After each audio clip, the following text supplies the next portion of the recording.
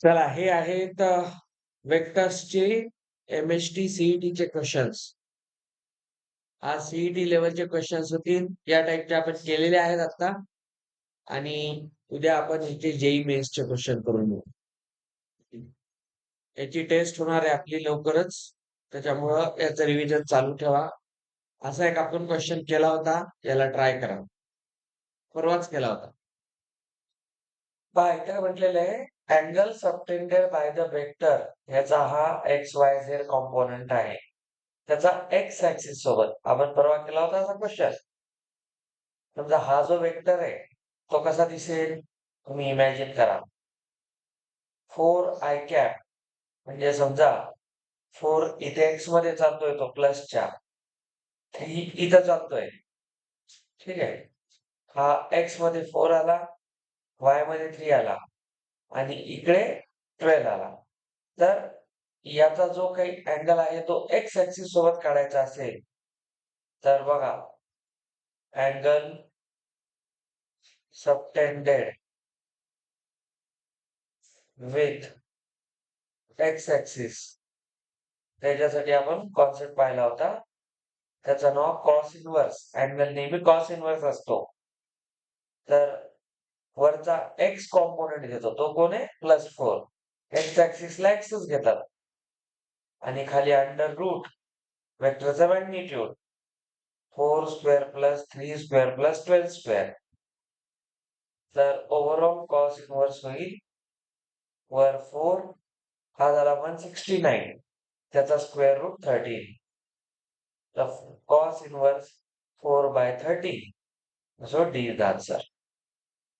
हा क्वेश्चन आहे MHT CET 2024 last इयरचा क्वेश्चन आहे. मी तुम्हाला कालच म्हणलं आज मी सीईटीचे क्वेश्चन्स घेणार. उद्याचे जेईई मेन्स मध्ये जसे आले त्या टाइपचे घेणार. आपण स्वतः 2 दिवस क्वेश्चन्स केले सगळ्या टाइपचे. तर एवढे क्वेश्चन जरी प्रॅक्टिस केला तर याच्यात अडचण येत नाही. चला नेक्स्ट. या दोन वेक्टर मधला अँगल रिझल्टंट बघा. Angle between resultant of A plus B and A cross B. Imagine करा मी फिगर काढून दाखवलेले आहे. दोन वेक्टरची सम काय असते? दोन वेक्टरची सम √a² + b² + 2ab cos θ. आणि एक क्रॉस बी काय असतो? Magnitude of A into magnitude of B into sine θ. Cross B cross जो असतो तो साइन θ असतो. डॉट प्रोडक्ट कॉस θ असतो. इथे आपल्याला काय म्हणले अँगल बिटवीन रिझल्टंट. तुम्ही फक्त एखादा मिनिट विचार करायला कसं करायचं आणि मग मी तुम्हाला याची डायरेक्ट मेथड सांगतो. चला ए प्लस बी जो वेक्टर आहे आपण असं समजू दोन वेक्टरची सम किंवा डिफरन्स जो असतो तो नेहमी कुठं असतो? एक्स वाय ऍक्सिस मध्ये असतो, प्लेन मध्ये असतो एका. ठीक आहे. असं समजा की हा एक प्लेन आहे. या प्लेन मध्ये एक वेक्टर आहे ए वेक्टर आणि त्याच प्लेन मध्ये दुसरा वेक्टर बी आहे. यांच्यातला अँगल आता बघा यांच्यातला अँगल थीटा रेडियन मध्ये जो काय असेल तो हा वेक्टर ए वेक्टर बी. ए आणि बी ची सम आहे ती कुठं राहील? त्याच प्लेन मध्ये राहील. कोप्लेनर म्हणजे सम कुठं राहते? त्या प्लेन मध्येच. आणि ए क्रॉस बी तुम्हाला सांगितलं होतं राईट हँड रूल. ए क्रॉस बी चा रिझल्टंट असतो अपसाइड. ठीक आहे. तर यांचा जो रिझल्टंट येईल क्रॉसचा तो जाईल वर या पद्धतीने. तर पहा हा यालाही परपेंडिक्युलर असतो यालाही असतो. तर सम येते एक्स वाय प्लेन मध्ये आणि प्रोडक्ट येतं झेड ऍक्सिस मध्ये. तर यांच्यामध्ये असतो angle 90 degree π/2 radian. Direct answer आहे. 90 ला π/2 रेडियन म्हणतो आपण. रॅड म्हणजे रेडियन. शिकवलेलं आहे तुम्हाला रेडियन काय आहे जेव्हा रेडियस आणि आर्क लेंथ सेम होते. आता हे जर नाही लक्षात आलं त्याची दुसरी पद्धत हे तर झालं याचं फिगर काढून आपण केलेली पद्धत. ठीक आहे. आता याची मॅथमॅटिकल मेथड कशी आहे बघा. आता आपल्याला काय करायचं आहे, आपल्याला माहिती आहे ए प्लस बी आणि ए क्रॉस बी यांचा डॉट प्रोडक्ट घेऊ आपण. त्यांचा डॉट प्रोडक्ट काय येईल, आपल्याला माहिती आहे पहिल्याचं मॅग्निट्यूड इंटू दुसऱ्याचं मॅग्निट्यूड इंटू कॉस थिटा. ठीक आहे, हाच होता ना डॉट प्रोडक्टचा formula, A B cos theta. आता बघा इथे आपल्याला माहिती आहे हे काय होतं, ए डॉट ए. बघा ए ने ए क्रॉस बी करायचंय, त्याला काय नाव दिलं होतं आपण परवा, स्केलर ट्रिपल प्रोडक्ट. आठवा, तीन वेक्टरचं प्रोडक्ट कसा करतो आपण या पद्धतीने ना, या दोघांचा डॉट घ्यायला आपण. डॉट प्रोडक्ट मध्ये क्रॉस थिटा असतो. ठीक आहे, साइन थिटा तर फक्त या दोघांचा क्रॉस आहे. A into A cross B plus B dot A cross B. जेव्हा दिलेल्या दोन वेक्टर्स मध्ये एक क्रॉस प्रोडक्ट आणि एक डॉट प्रोडक्ट आहे, रूल लक्षात ठेवा, जेव्हा दोन वेक्टर सेम असतात क्रॉस आणि डॉट मध्ये, तेव्हा त्यांचं प्रोडक्ट नेहमी 0 असतं. ठीक आहे, तर हा पण 0 होईल, हा पण 0 होईल. आणि पुढे कोण आहे, ए प्लस बी ए क्रॉस बी. आता बघा आपल्याला विचारलेलं आहे त्यांच्यातला अँगल म्हणजे थिटा काढायचा आहे. ए क्रॉस बी तो काय झाला, कॉस थिटा. तर सांगा ही व्हॅल्यू कशाला इक्वल आली, 0 ला. हा A plus B dot A cross B cos theta. इथून तुम्ही म्हणू शकता कॉस थिटा काय होईल, 0 डिवायडेड बाय दिस. ठीक आहे, नाही त्याला आपण इकडे घेऊन आलो.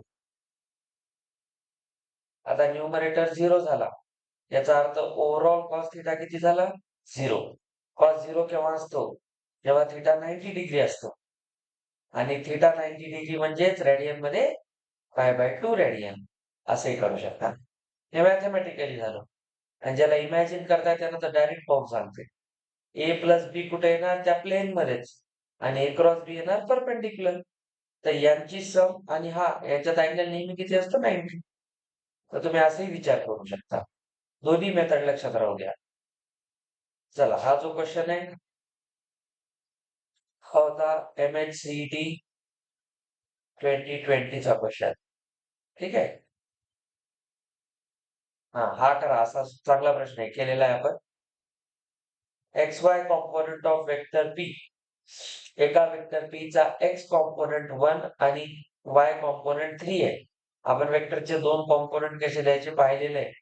म्हणजे समजा वेक्टर पी असा आहे, त्याचे दोन कॉम्पोनंट कसे येतात, एक इकडे येतो आठवा, एक असा येतो. ठीक आहे नाही, तर त्याचा एक्स कॉम्पोनंट 1 आहे, वाय कॉम्पोनंट 3 आहे.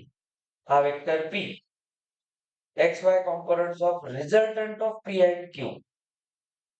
पी अँड क्यू, समजा पी इकडे कुठेतरी आहे आणि लेट्स से क्यू समजा असा कुठेतरी आहे. तर पी आणि क्यू चा रिझल्टंट कुठं जाईल, तर रिझल्टंट नेहमी दोघांच्या मधून जाईल. तर यांचा जो रिझल्टंट आहे त्याचे एक्स वाय कॉम्पोनंट, ठीक आहे, याचा एक्स वाय, याचा एक्स कसा येईल, समजा इकडे आला असा, आणि याचा वाय इकडे आला असा. ते किती आहे, 5 आणि 6. हे 5 आणि 6. What is the magnitude of Q, तर हा किती असेल. आता हे इमॅजिन करण्यापेक्षा त्याला मॅथमॅटिकली लिहून पहा, ते म्हणते तसं करा. एक मिनिट विचार.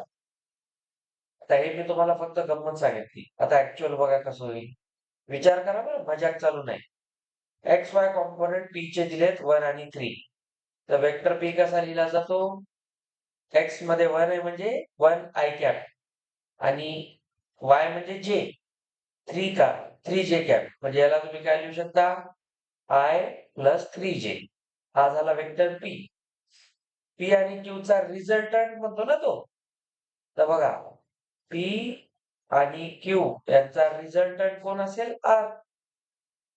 तो किती आहे, 5 प्लस 6. तर याचा किती येणार रिझल्टंट, 5 आय कॅप प्लस 6 जे कॅप. हा झाला रिझल्टंट आर. कोणाचा? पी आणि क्यूचा. मॅथमॅटिकली मांडा. पी किती आहे? I plus 3J. क्यू आपल्याला काढायचा आहे. संपला प्रश्न. तर क्यू किती येतो? हा वेक्टर आहे. तर याला इकडे घेऊन जा. 5I minus I plus 6J minus 3J. तर इथून येतो 4I plus 3J. 4I 3J. तर क्यूचा मॅग्निट्यूड काय येतो? Under root 4 square plus 3 square. Pythagorean triplet आहे. याचा आन्सर 5 येतं. सो ऑप्शन ए इथं आन्सर. थोडे सोपे आहे. थोडं डोकं वापरायला शिका. काही नाही, सगळ्या गोष्टी शिकवलेल्या आहेत. आता हे डायरेक्ट सीईटीचे क्वेश्चन आहेत. हा पण सीईटी 2020 आहे. चला नेक्स्ट करा ट्राय. असे क्वेश्चन्स करताना मॅथमॅटिक्स प्रॉपरली वापरत जा. काय म्हणतो? वेक्टर ए आणि बी चा रिझल्टंट सी आहे.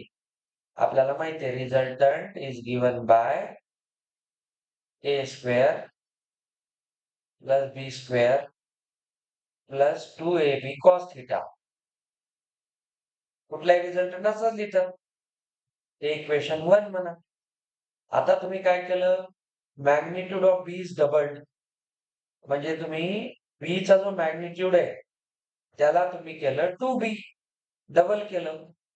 तर न्यू रिझल्टंट वेक्टर जो काही बनेल तो ए ला परपेंडिक्युलर बनतो. याचा अर्थ याचं आणि ए चं जे प्रोडक्ट आहे डॉट प्रोडक्ट ते किती यायला पाहिजे? ते 0 यायला पाहिजे. तर नवीन रिझल्टंट आणि ए यांचं डॉट प्रोडक्ट 0 यायला पाहिजे. संपला ना प्रश्न. आता मला सांगा आर. आता बघा magnitude of B double becomes perpendicular to A. तर सांगा आधी तुम्ही ए प्लस बी करत होता. आता बी डबल केला तर रिझल्टंट काय येईल? सर ए प्लस 2b येईल. हे की नाही? आता बी चा 2b झाला की नाही? हा नवीन रिझल्टंट आहे. त्याचा कोणासोबत डॉट घ्यायचा? ए सोबत. तर इथं तुम्ही काय लावणार? 0. आता डॉट प्रोडक्ट काय असतो? This into this cos theta. Dot तर तोच असतो नेहमी. तर इथं तुम्ही काय लिहिणार? ए इंटू ए, ए चा स्क्वेअर. ठीक आहे? Plus 2ab cos theta. हा 0 होईल. इथून तुम्ही काय कराल? कॉस थिटाची व्हॅल्यू काढाल. चला कॉस थिटा किती येतो? साधं लॉजिक आहे ना. तर बघा ए चा स्क्वेअर ए इंटू ए केला आपण. हम्म,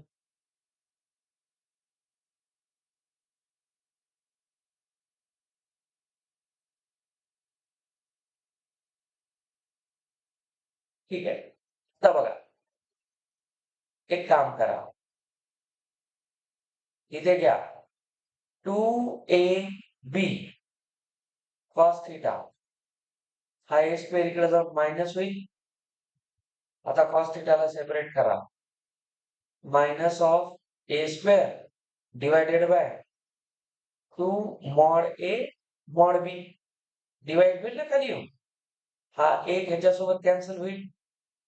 तर सांगा इथे कॉस थिटा किती होईल? Minus of mod A by 2 mod B. ही कोणाची व्हॅल्यू आली?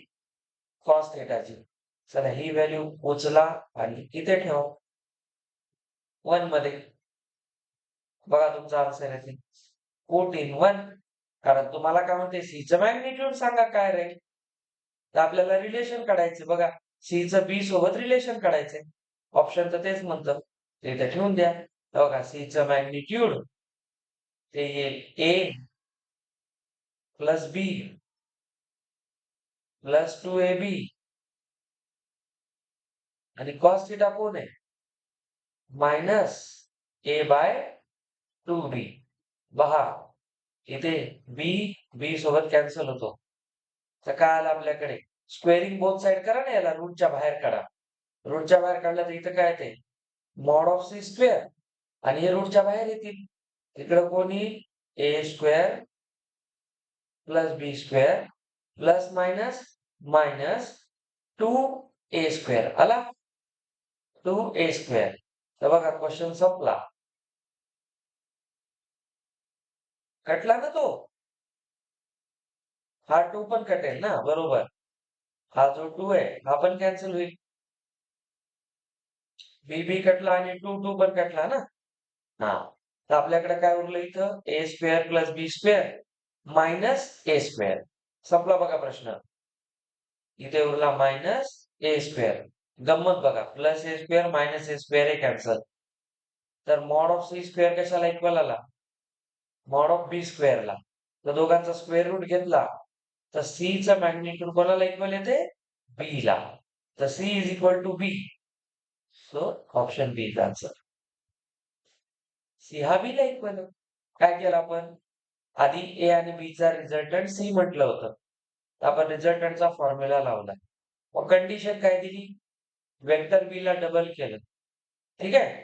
तर नवीन रिझल्टंट आणि ए परपेंडिक्युलर बनतात. परपेंडिक्युलरचा अर्थ असतो डॉट प्रोडक्ट 0. नेहमी लक्षात ठेवायचं. मी तुम्हाला लिहूनही दिलेलं आहे मागे. Two vectors are perpendicular then their dot is 0. PDF काढून बघा. तर हे 0 होतं.